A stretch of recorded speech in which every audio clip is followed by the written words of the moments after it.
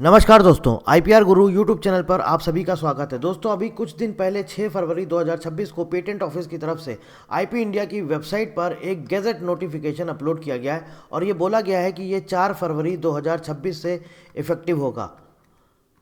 और जैसा कि आपको पता है, गैजेट नोटिफिकेशन में जीएसआर नंबर दिया गया है, जीएसआर यानी जनरल स्टैट्यूटरी रूल्स 108E। इसका मतलब ये है कि ये तुरंत इफेक्टिव हो गया है, मतलब कि 4 फरवरी 2026 से तुरंत लागू हो गया है। आखिरकार इस अपडेट में क्या आया है, ये हमारे लिए जानना बहुत ज़रूरी है। स्टार्टअप्स के लिए क्या डेफिनेशन डिफाइन करी गई है, डीप टेक स्टार्टअप क्या होता है और क्या क्या इंपॉर्टेंट चीज़ें आई हैं, आज के इस वीडियो में हम लोग यही सारी चीज़ें जानेंगे। ये आपके सामने उसका स्क्रीनशॉट है और यहाँ पर आप देखिए, यहाँ पर लिखा हुआ है एक्स्ट्रा ऑर्डिनरी, असाधारण। मतलब क्या है कि ये तुरंत का तुरंत इफेक्टिव हो गया है 4 फरवरी 2026 से। ठीक है, नोटिफिकेशन रिलीज़ किया गया है न्यू दिल्ली 4 फरवरी 2026। और जैसा कि मैंने बोला ऑलरेडी, इसको बोला गया है एक्स्ट्रा ऑर्डिनरी। एक्स्ट्रा ऑर्डिनरी का मतलब है कि ये आपका तुरंत इफेक्टिव हो गया है। और यहाँ पर देखिए नीचे लिखा हुआ है GSR 108E। ई का मतलब है extra ordinary. This notification is being issued in super session of the gadget notification number GSR 127E dated 19 फरवरी 2019। अब क्या है ये, इसको समझते हैं। इसका सीधा सा कहने का मतलब ये है, ये जो अभी हमारा GSR 108 नंबर रिलीज़ किया गया, ये पुराने वाले को रिप्लेस करेगा, पुराने वाले को रिप्लेस करेगा। 2019 को रिप्लेस कर दिया और ये जो नया आ गया है 4 फरवरी 2026 से इफेक्टिव हो गया है। आखिरकार क्या आया है इस नोटिफिकेशन में, अब थोड़ा सा डिटेल में समझते हैं इसको। देखिए दोस्तों, आप सबको पता है कि ये जो नोटिफिकेशन आया है, बेसिकली आया किसके लिए है, ये आया है स्टार्टअप्स के लिए। ठीक है, आप सबको पता होगा स्टार्टअप इंडिया प्लान हमारा भारत में 2016 में स्टार्ट हुआ था, है ना, स्टार्टअप इंडिया। अब उस समय जब ये स्टार्ट हुआ था तो स्टार्टअप की कोई बहुत लीगल डेफिनेशन कहीं पर भी डिफाइन नहीं थी। लीगल डेफिनेशन कहीं पर भी नहीं डिफाइन थी। नॉर्मली आम बोलचाल की भाषा में बस ऐसे बोल देते थे कि हाँ ये स्टार्टअप है। मतलब कोई नया बिजनेस बस बोल दिया कि हाँ ये स्टार्टअप है, कुछ नया कर रहा है, कुछ अलग कर रहा है, बस ये स्टार्टअप है। लेकिन 2019 में इसको लीगली डिफाइन किया गया। 2019 में स्टार्टअप की एक डेफिनेशन दी गई और इसको लीगली डिफाइन किया गया, लीगली इसकी डेफिनेशन दी गई 2019 में। इसके बाद 2026 को ये नया नोटिफिकेशन आता है, गैजेट नोटिफिकेशन 2026 को, जो कि लागू हो जाता है 4 फरवरी 2026 से। और इसमें इसी डेफिनेशन को, जो स्टार्टअप की डेफिनेशन है, इसको और अपडेट किया गया है और मॉडिफाई किया गया है। प्लस साथ ही साथ आपका एक और चीज़ ऐड कर दी गई है, डीप टेक स्टार्टअप इंट्रोड्यूस किया गया है। ऐसा नहीं है कि डीप टेक स्टार्टअप पहले कभी हम लोगों ने सुना ही नहीं है, पहले था नहीं, पहले ये भी था। जैसे स्टार्टअप था वैसे ही डीप टेक स्टार्टअप भी था, बट इसमें और डिफाइन किया गया और इसकी पूरी तरह से लीगली इंट्रोड्यूस किया गया है डीप टेक स्टार्टअप को। और बेसिकली इसकी पूरी प्रॉपर डेफिनेशन बताई गई है। स्टार्टअप की डेफिनेशन को थोड़ा अपडेट किया गया है, मॉडिफाई किया गया है। और डीप टेक स्टार्टअप क्या होता है, साथ ही साथ इनकम टैक्स में कुछ छूट को लेकर के भी कुछ यहाँ पर रिबेट दी गई है, उसको भी थोड़ा सा क्लियर और मॉडिफाई किया गया है। तो बेसिकली ये 3-4 चीज़ें अपडेट आई हैं जिसके बारे में हम पूरा डिटेल में बात करेंगे। शॉर्ट में बस आपको बताना था कि कुछ ऐसी ऐसी अपडेट्स आई हैं। अब सीधे चलते हैं, जो इनका नोटिफिकेशन आया है उस PDF फाइल को ओपन करते हैं और देखते हैं उस नोटिफिकेशन में क्या क्या चीज़ें हमारे लिए इंपॉर्टेंट दी गई हैं, जिसको जानना हमारे लिए बहुत ज़रूरी है। देखिए दोस्तों, ये आपके सामने स्क्रीन पर है, ये वही PDF है। इसको PDF को मैंने ओपन किया हुआ है और यहाँ पर देखिए लिखा हुआ है भारत का राजपत्र, द गैजेट ऑफ इंडिया। और ये एक्स्ट्रा ऑर्डिनरी है और आपका पब्लिश हुआ है 4 फरवरी 2026। मतलब इसी दिन से ये आपका इफेक्टिव हो गया है, लागू हो गया। और ये हमारा हिंदी वर्जन है। हम लोग चलते हैं सीधे इंग्लिश वर्जन पे। पेज नंबर 6 पे आपका इंग्लिश वर्जन दिया हुआ है, जिसमें आपको स्टार्टअप की डेफिनेशन बताई गई है। आपका साथ ही साथ फॉर्म नंबर 1 दिया गया अगर आप जो है क्या बोलते हैं इनकम टैक्स में रिबेट चाहते हैं। और साथ ही साथ आपको डीप टेक स्टार्टअप भी बताया गया क्या है। तो ये आपका इंग्लिश वर्जन है पेज नंबर 6 में। देखिए यहाँ पर नोटिफिकेशन लिखा हुआ है और यहाँ पर लिखा हुआ है new Delhi 4 February 2026 GSR 108E। This notification is being issued in super session of the gadget notification number GSR 127E dated 19 फरवरी 2019। मतलब कि इसने इस GSR को पूरी तरह से रिप्लेस किया है और जो नया आया है वो आ गया है GSR 108E डेटेड 4 फरवरी 2026। यहाँ पर देखिए इन्होंने क्या बोला है, definition. In this notification startup means an entity which is incorporated और रजिस्टर्ड इन इंडिया। इंडिया में रजिस्टर होना चाहिए, इनकॉर्पोरेट होनी चाहिए as a private limited company.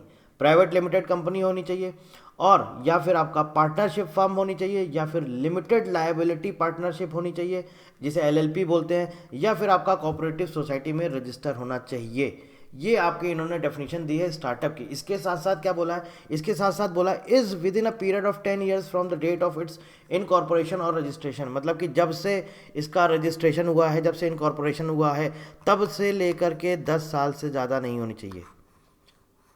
मतलब अगर 10 साल से ज़्यादा हो जाएगा टाइम ड्यूरेशन आपकी कंपनी का, जो भी आपका स्टार्टअप, अगर उसकी ड्यूरेशन मतलब आपने आज चालू किया और उसको 10 साल हो चुके, तो फिर उसे स्टार्टअप नहीं माना जाएगा। And has a turnover for any of the financial year since incorporation और registration not exceeding 200 crore rupees, मतलब कि 200 करोड़ रुपए से ज़्यादा का टर्नओवर नहीं होना चाहिए।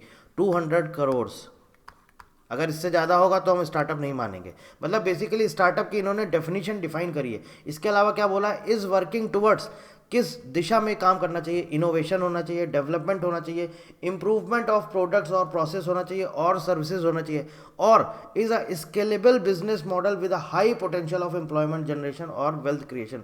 मतलब कि जो बिजनेस आपका जो बनना चाहिए ये ऐसा होना चाहिए जिसमें कि आप एम्प्लॉयमेंट और अपनी वेल्थ जो है ज़्यादा से ज़्यादा जो है आप जनरेट कर सकें।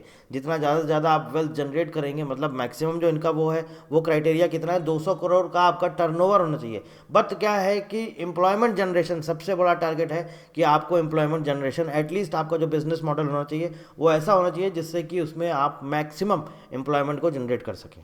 ठीक है, सो ये पूरी स्टार्टअप की बेसिकली डेफिनेशन है।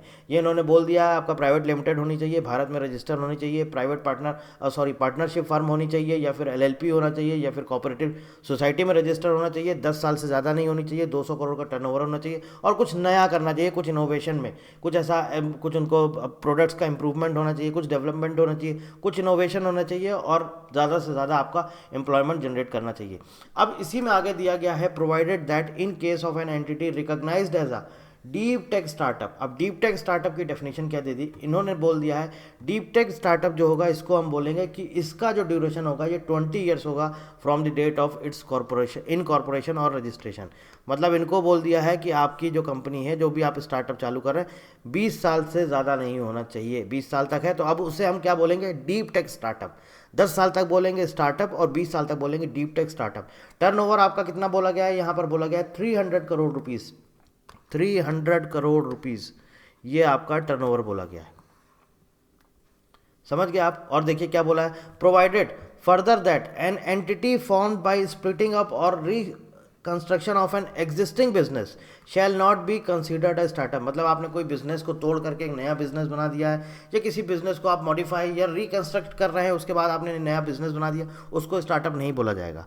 बेसिकली स्टार्टअप की डेफिनेशन इन्होंने बता दी क्या होगी, और डीप टेक स्टार्टअप की डेफिनेशन क्या होगी। अब आगे बात करते हैं डीप टेक स्टार्टअप की डेफिनेशन, तो इन्होंने बता दी।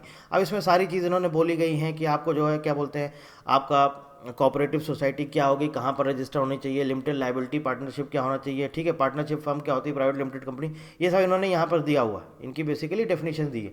अब यहाँ पर देखते हैं इन्होंने बेसिकली जो डीप टेक स्टार्टअप है इसका कुछ और मीनिंग दिया है, थोड़ा सा वर्किंग या फंक्शंस के उस पर पर्सपेक्टिव से देखिए तो क्या बोला इन्होंने, देखिए यहाँ पर समझिए क्या लिखा है। It is working on producing a solution based on new knowledge oblique advancements with in a scientific और इंजीनियरिंग डिसिप्लिन। मतलब कि साइंटिफिक और इंजीनियरिंग डिसिप्लिन में कुछ काम करना चाहिए। जो डीप टेक स्टार्टअप है वो या तो आपका डेवलप भी हो सकता है, जो भी आपका कुछ ऐसा काम चल रहा है या तो वो डेवलप किया जा सकता है या ऑलरेडी अभी प्रोसेस में है, ठीक। दूसरा क्या है, it has a high percentage of expenditure on research and development.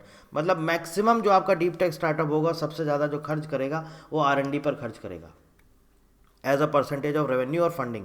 जो भी आपका रेवेन्यू जनरेट होगा, जो भी फंडिंग आपको मिलेगी, आप मैक्सिमम किस पर जनरेट करेंगे, किस पर आप खर्च करेंगे, रिसर्च एंड डेवलपमेंट पे, R&D पर। इट ओन्स और is in the process of creating significant novel intellectual property. मतलब कि and taking steps to commercialise the same.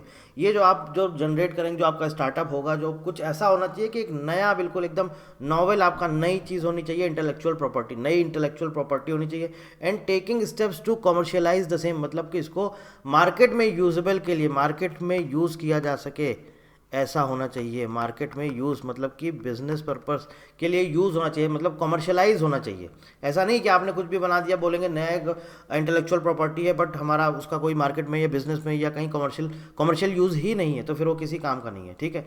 It is facing extended development timelines, long gestation periods, high capital and infrastructure requirements and carrying large technical और scientific uncertainty. Maximum देखिए इन्होंने बोला हुआ है कि ये भी हो सकता है कि कभी कभी ऐसे भी हो सकते हैं कि इनमें क्या हो जाता है कि इंफ्रास्ट्रक्चर रिक्वायरमेंट्स कुछ ऐसा रह जाता है, कभी कभी बहुत डिले भी हो जाता है। लॉन्ग जेस्टेशन पीरियड्स मतलब कि आपका डेवलपमेंट चल रहा है और ये काफ़ी टाइम से चल रहा है, तो ये भी माना जा सकता है कि हाँ ये डीप टेक स्टार्टअप है, काफ़ी इसमें अच्छा खासा इंफ्रास्ट्रक्चर के ऊपर भी काम किया जा रहा है और ये डिले हो जाता है कभी कभी। जो भी प्रोजेक्ट्स होते हैं कुछ ऐसा नहीं कि एक टाइमलाइन के अंदर ही आपका प्रोजेक्ट, जो भी आपका प्रोजेक्ट है एक टाइमलाइन आपने दे दिया, उस टाइमलाइन में आपका प्रोजेक्ट या आपका जो भी प्रोडक्ट है वो कंप्लीट हो जाएगा, ऐसा नहीं होता। कभी कभी बहुत ज़्यादा टाइम लग जाता है उसके इंफ्रास्ट्रक्चर पर, उसके डेवलपमेंट में। तो वो भी इन्होंने बोला कि ये भी चलेगा कि ऐसा भी हो सकता है कि कभी कभी कुछ अनसर्टेनिटी हो सकती है, डिले भी हो सकता है, कोई इशू नहीं है, वो भी माना जाएगा, मान्य होगा। ऐसा उन्होंने यहाँ पर डीप टेक स्टार्टअप के लिए भी बोला है। इसके अलावा देखिए यहाँ पर इन्होंने बोला है certification for the purpose of section of 80 IAC of the act. मतलब बेसिकली इन्होंने ये बोला है कि आपको देखिए क्या होता था पहले, इसके पहले जो आपका क्या बोलते हैं, जब 2016 में स्टार्टअप इंडिया आया था तब स्टार्टअप की एज सच कोई लीगल डेफिनेशन नहीं थी, डीप टेक स्टार्टअप के बारे में भी कहीं पर भी कुछ ऐसी बात ही नहीं की गई थी, है ना। तो 2019 की जो आपकी स्टार्टअप की नोटिफिकेशन थी उसको हटा दिया गया, फिर ये 2026 का नया लीगल डेफिनेशन है जिसमें आपका डीप टेक स्टार्टअप इंट्रोड्यूस हुआ।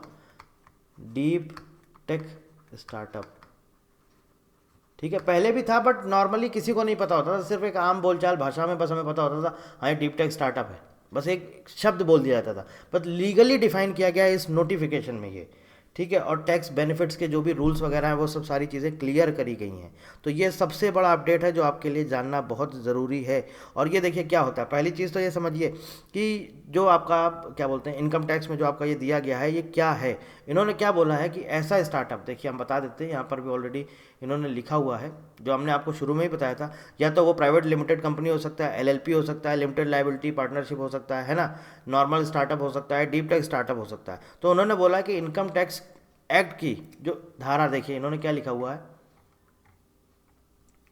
Certification for the purposes of section 80 IAC of the act. Income tax act की सेक्शन 80 IAC में जो भी कंडीशन लिखी गई हैं वो स्टार्टअप उन सारी कंडीशंस को फुलफिल करता हो। वो स्टार्टअप जो भी स्टार्टअप है, या फिर आपका देखिए startup including a deep tech startup being a private limited company or limited liability partnership which fulfills the condition specified in sub clause 1 and sub clause 2 of the explanation of the section 80 IAC of the Income Tax Act may, for obtaining a certificate for the purposes of section 80 IAC of the act, may make an application in form 1 along with documents specified। मतलब क्या है, इन्होंने क्या बोला है, अगर आपको इसमें वो चाहिए छूट इनकम टैक्स में, क्योंकि देखिए क्या होता है कुछ ऐसे स्टार्टअप्स होते हैं इनको गवर्नमेंट छूट देती, क्यों देती, ताकि ये स्टार्टअप्स ग्रो कर सकें, इसलिए सरकार कुछ साल तक इनसे टैक्स नहीं लेती है। उसका सबसे बड़ा रीज़न ये है कि ये स्टार्टअप आराम से ईजिली ग्रो कर सके। तो उन्होंने यही बोला है स्टार्टअप या डीप टेक स्टार्टअप, वो आपका प्राइवेट लिमिटेड कंपनी हो सकती है, लिमिटेड लाइबिलिटी पार्टनरशिप हो सकती है, जो भी हो, लेकिन ये क्या है कि इनकम टैक्स एक्ट की सेक्शन 80 IAC की कंडीशन को फुलफिल करते हो।